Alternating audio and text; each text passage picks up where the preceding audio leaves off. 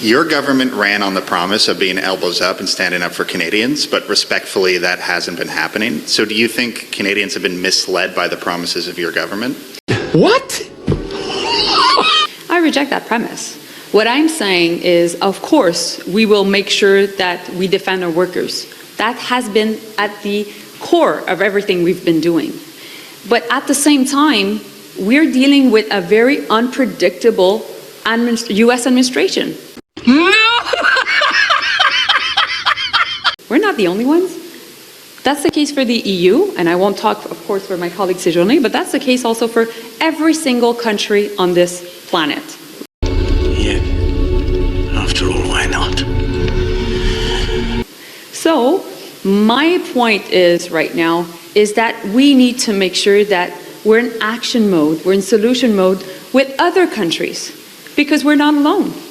And so that's why 15 days after the agreement that was signed between Prime Minister Carney and President von der Leyen, we're meeting here in Ottawa.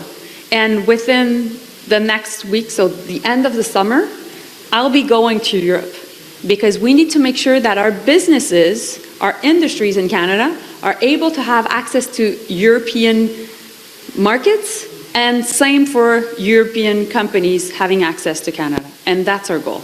Oh my God! Wow! Because while the US will decide to undergo this protectionism path, we know that together we can be in favor of free and open markets, and that's also a really good way to negotiate. Respectfully, Minister, there was no strong response, though, to, let's say, the increase of steel and aluminum tariffs. There was no strong response to the threat of copper tariffs incoming. Your government had to remove the DST simply just to get back to the negotiating table.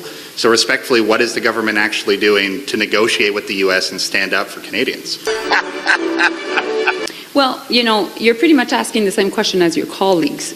My answer is always the same. We won't negotiate in public, and we'll let the Prime Minister negotiate. And, you know, it's a reality that pretty much all world leaders are dealing with right now. And of course, we're coordinating with the EU, we're coordinating with other countries that are negotiating. That's why economic diplomacy is so important right now. But fundamentally, while these negotiations are happening, we need to realign ourselves with trusted partners. And today what you're seeing is a realignment between trusted partners. Okay, thank you. Thank you.